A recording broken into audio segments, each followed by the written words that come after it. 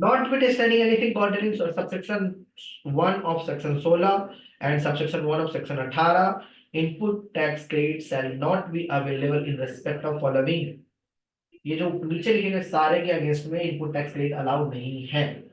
पहला पॉइंट, अगर motor vehicle है आपके पास, transportation of persons having approved seating capacity not more than 13% including driving except when they are used for making the following supply.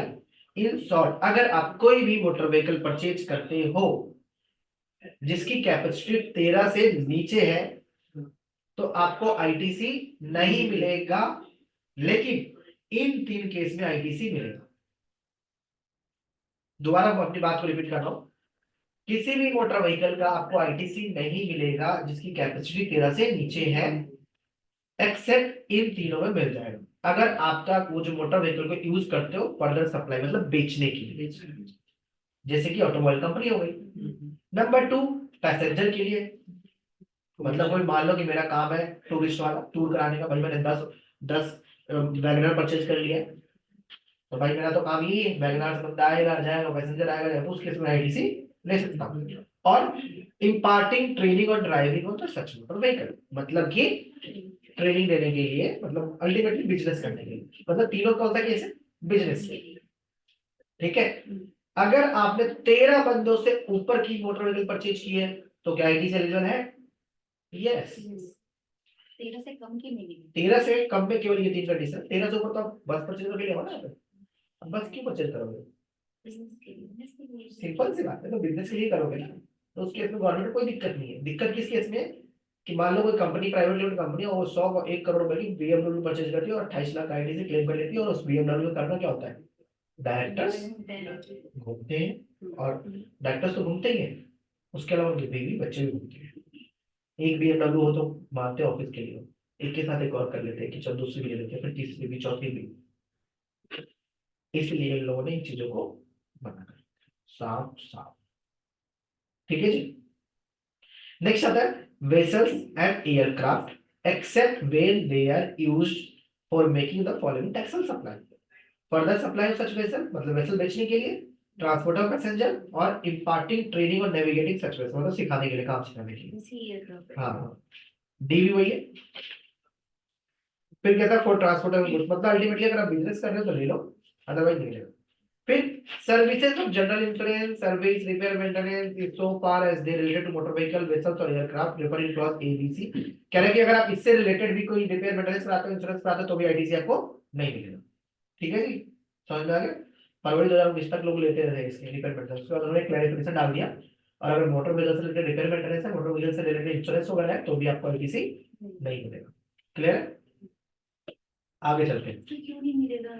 Repair maintenance के नहीं मिलता, law ने साफ मना कर रखा है, कहता है अपने व्हीकल जब आपके कंपनी के नाम पे, मतलब ये व्हीकल आपने जो आईटीसी है इसको उन्होंने मना कर दिया है, ठीक है, तो कंपनी से इसके रिलेटेड जो रिपेयर मेंटेनेंस है वो भी सब साफ साफ मना कर रखा है, नहीं मिलता। गाड़ी से रिलेटेड आईटीसी नहीं है। इंश्योरेंस लोग पता क्या करेंगे, पर्सनल गाड़ी डाल देंगे अपने इसके अंदर रिपेयर मेंटेनेंस की। समझ में है? नेक्स्ट आता है, आप सीधे 2 पे,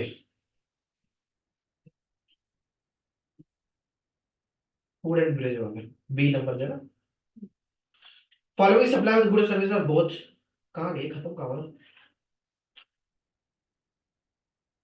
ठीक है, ये B3 है। ये फूड एंड बेवरेज का भी आईटीसी नहीं मिलेगा, आउटडोर कैटरिंग का नहीं मिलेगा, ब्यूटी ट्रीटमेंट का नहीं मिलेगा, हेल्थ सर्विस का नहीं मिलेगा, कॉस्मेटिक्स का नहीं मिलेगा, प्लास्टिक सर्जरी का नहीं मिलेगा, लीजिंग का नहीं मिलेगा, रेंटिंग का नहीं मिलेगा, हायरिंग ऑफ मोटर व्हीकल का नहीं मिलेगा, वेसल्स का नहीं मिलेगा, एयरक्राफ्ट का नहीं मिलेगा, इन के clause ABC except when they are used for purpose of specified therein the life insurance and health insurance, ये भी नहीं मिलेगा।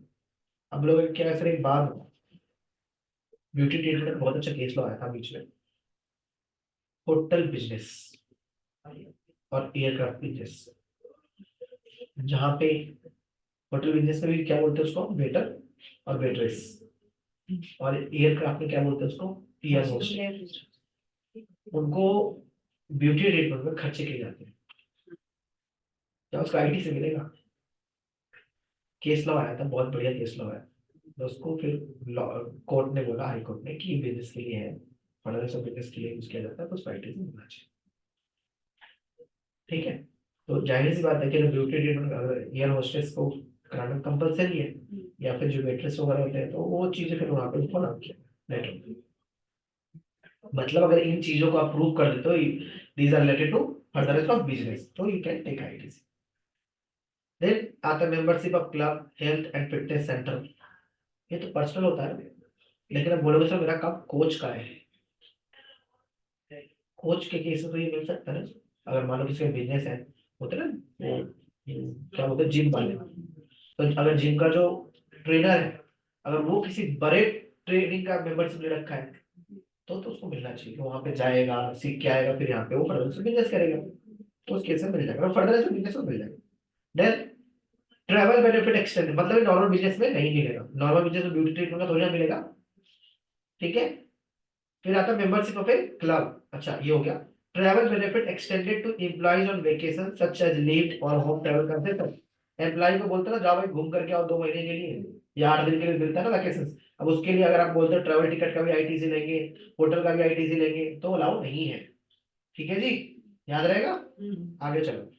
Provided that the input tax in respect of such goods और services both shall be available where it is obligatory for an employer to provide the same to its employee under any law time force। कह रहा है कि जो leave travel वाला benefits वाला जो है ना आईटीसी, वो अगर किसी लॉ में मैंडेटरी कर दिया गया है, तो आपको आईटीसी मिल जाएगा। ठीक है। सी पॉइंट पढ़ेंगे। Where work contract service when supplied for construction of, चल भाई ऊपर, construction of immovable property other than plant machinery except where it is input service for the further supplies work contract service। कह रहा है अगर आप कोई वर्क कॉन्ट्रैक्ट कराते हो अपने अपने इमोबल प्रॉपर्टी में, अपने बिजनेस में, अगर फर्दर सप्लाई के लिए हो तो ले लो, मतलब work contract to work contract ले सकते हो।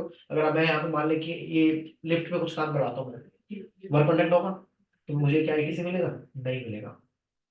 ठीक है। जैसे ये लोग फर्नीचिंग वगैरह मैंने कराई है, फर्नीचर का तो मिल जाता है, लेकिन इनवॉल्व प्रॉपर्टी करा लिया, मान लो कुछ एडिशन करा लिया, पार्टीशन करा लिए, तो क्या मुझे उसका आईटीसी मिलेगा? नहीं मिलेगा। क्यों? क्योंकि इनवॉल्व प्रॉपर्टी को सारी की सारी, जब भी अपने अपनी जो ऑडिट करने जाते हो, ध्यान रखना एडिशन फिक्सेशन में देखना, फर्नीचर का एडिशन हुआ है, हाँ जी है, क्या कराया, क्या चेयर लेके आए, ठीक है ले लो आईटीसी। अगर आपने ये पार्टीशन ये लगवाया, ये लगवाया है, ये अलग अलग करवाया, ये पहले पूरा रूम खाली था, फिर जितने लगे ये सारे क्या है, फर्नीचर, इसका आईटीसी नहीं मिलेगा। तो भाई पूरा ले लेंगे ना, 118 में पूरा कैपिटलाइज कर देंगे। ठीक है। नेक्स्ट आता है, अगर आप कंपोजिशन स्कीम में फॉल करते हो, ई फॉर एलिफेंट, अगर कंपोजिशन में फॉल करते हो, तो आपको आईटीसी नहीं मिलेगा। बोलो भाई, ये तो याद होगा। गुड्स और service both receive by the non resident taxable person except goods imported by him. कोई नॉन रेजिडेंट टैक्सेबल पर्सन, उसको भी आईटीसी नहीं मिलेगा।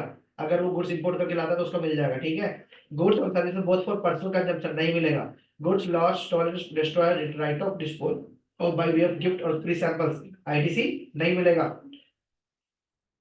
सेक्शन 74 में अगर आपने कोई टैक्स पे किया, आईटीसी नहीं मिलेगा। The government may prescribe the manner in which that credit refer in section 1(2) may be attributable। अगर कोई ऐसा भी है जो उसको लगता है, तो गवर्नमेंट उसको एट्रीब्यूट कर सकती है। भाई ये जो सेक्शन बहुत इंपॉर्टेंट है, आप लोग इसको 2 3 4 बार पढ़ लेना, उसको याद कर लेना। ठीक है जी, क्योंकि ये आपको प्रैक्टिकल लाइफ में बहुत बहुत बहुत इंपॉर्टेंट है।